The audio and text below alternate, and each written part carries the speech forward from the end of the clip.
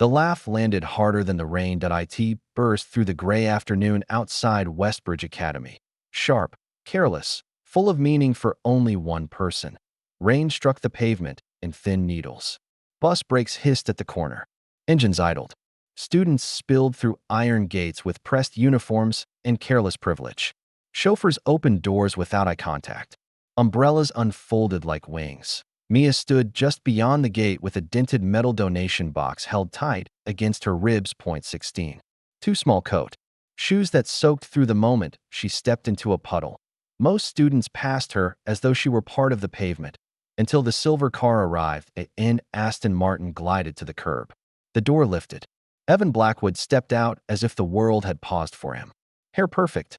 Coat tailored. Watch worth more than Mia's entire flat. He saw her immediately. "Oi," he said to his friends, amused already. "Is this school or a charity advert?" They laughed. Mia lifted the box with both hands. "Excuse me. It's for a youth shelter on Grove Street. Even a pound helps." Evan looked at her shoes first. He smiled second. Then he reached into his coat pocket and flicked a coin. It hit the side of the metal box with a loud, hollow clatter and bounced into the street. "There," he said lightly. "Try not to lose it." The laughter behind him followed immediately. Everything else went quiet. Mia stared at the coin on the wet pavement. Her fingers trembled around the box handle. For one brief second, her face folded, not into tears, but into something worse, restraint. She bent, picked up the coin, dried it carefully on her sleeve, and dropped it into the box. "Thank you," she said. He was already walking away, across the street. Victor Blackwood had just stepped out of a cafe with a paper cup in one hand and his phone in the other. He hadn't come for the school. He had come for the shelter fundraiser downtown and taken a wrong.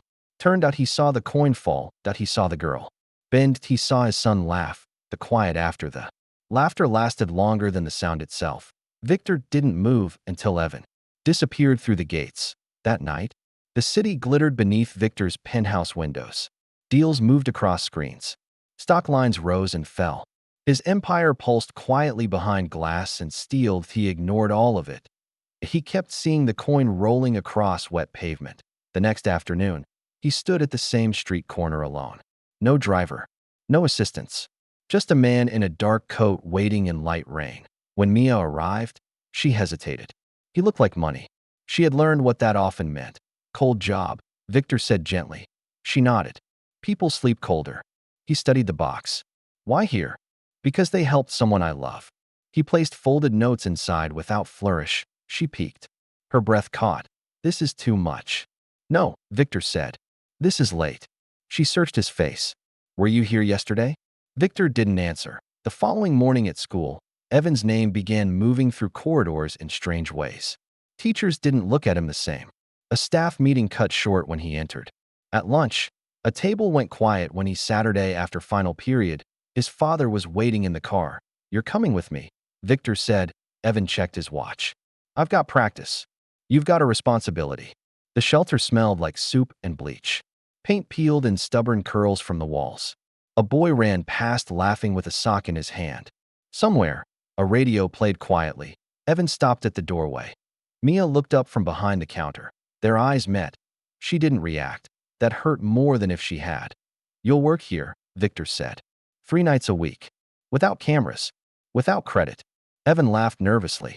"So this is a punishment?" Victor's voice dropped. "This is an education." The first night nearly broke him. He spilled soup down his shoe.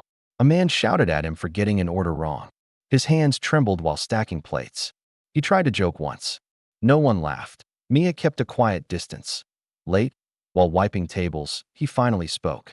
"You could have said something to me." She kept wiping. "You could have seen something in me." Silence followed. Days passed. Then the photos leaked. Evan in an apron. Evan beside plastic tables.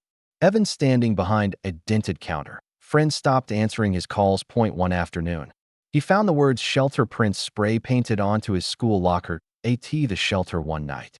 Police lights bled red and blue through the windows. A boy named Jamal stood shaking beside an officer.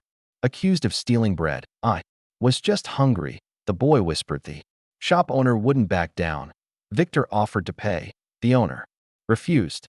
Evan saw Jamal's hands shaking. That he saw fear without. Disguise, for the first time in his life. Money failed him publicly. When Jamal was released with a warning hours later, he sat on the front steps and cried into his sleeves. Evan sat beside him in silence. Do rich kids ever get scared? Jamal asked. Evan didn't lie. Yes. Mia watched from the doorway. A week later, an electrical fire tore through half the shelter kitchen before sunrise. Smoke damage. Equipment ruined. Kids sent home. Victor surveyed the damage. This will take months, the director said. Evan stepped forward. They can use the school hall. It's empty nights. Victor searched his son's face for pride. Found none. Only resolve. The school board protested. Parents complained. Donations froze. Headlines shifted. Evan lost nearly everything that used to define him and gained something that terrified him even more. Purpose. Months passed. The shelter reopened. Rebuilt. Unnamed NO plaques, NO donor wall. Only children returning, done on a rainy afternoon outside Westbridge. Mia stood once more with Jamal at her side, both holding donation boxes. Evan exited the gates alone. He stopped, walked back, reached into his pocket, pulled out his entire wallet, and placed it gently into the box. Mia met his eyes. No angered, no pity, only truth. Still counts? He asked. It always did, she said, across the street.